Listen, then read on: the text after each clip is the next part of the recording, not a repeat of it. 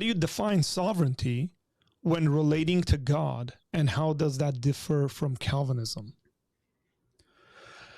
Yeah, sovereignty means God has the right to do as he pleases. I think it's Psalm 115:3, I believe it is. God can do whatever he wants. He's God.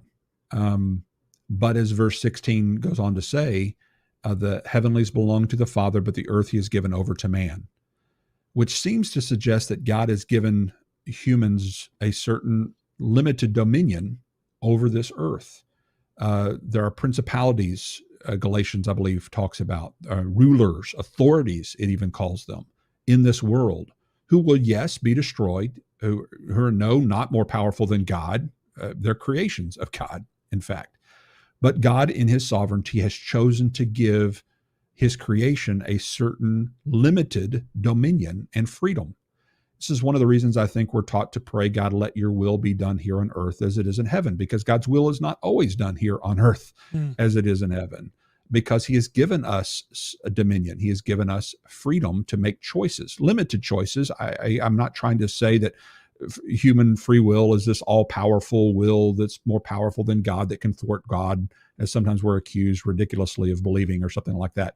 No, God's given us a limited amount of freedom in this finite world to make choices for which we're held accountable and responsible.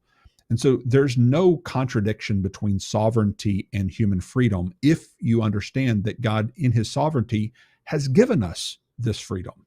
So God in his sovereignty has chosen not which choices we'll make in this world, but that we'll be free to make these choices. And that we have limitations based upon our finite abilities, but we are responsible for the choices that he has granted us with the capacity to make. One of which, and the most important of which, is our choice as to whether we will follow him or not, whether we'll trust him or not. And if we don't choose to trust in him and to follow him, then we will get our just deserts. God will not be mocked. We will reap what we sow. And if we do not choose to follow him, we will be judged and we will perish. If we do, however, choose to put our trust in him, to follow him, we will never do it perfectly. We will always fall short, which is why we need the grace of God and the atonement of Christ to cover us, to pay for our sin debt. And I believe that is really the entailment of sovereignty. God has chosen this way of ruling his world, this way of allowing us to have responsibility, the ability to respond in this finite world, in this universe. And so when you pit sovereignty against free will, I think you've started on the wrong footing by defining sovereignty as determinism and free will as being accountable for what God has determined you to do. Intuitively, I think it's complete nonsense. And I don't think there's a theological backing for it either. In other words, I might be willing to accept it, even if it flew against my intuition, if it was clearly taught in the Bible. But I don't see determinism being taught in the Bible anywhere.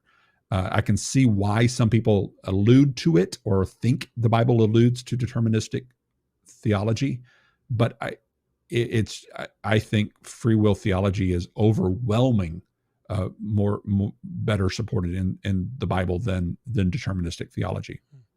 Yeah, I tend to define sovereignty as that God is in control, but he doesn't control everything, like by the detail. And that's maybe a 30-second. Yeah, I mean, illustration. My boss Phil, he is the director of the Center for Church Health where I work. You could say he's in control of the Center for Church Health. Does that mean he micromanages everything I choose to do? No.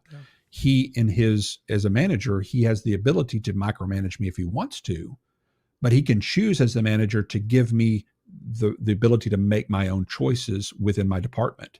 In the same way, God has the power to micromanage everything if he wants to, but he also has the power not to if he wants to as well. And so that's what Calvinists have at least to be willing to grant that. And a lot of Calvinists aren't even to that point of maturity in the discussion or intellectual honesty in the discussion to say, and I have to back them up and say, if God wanted to give you a free choice, could he?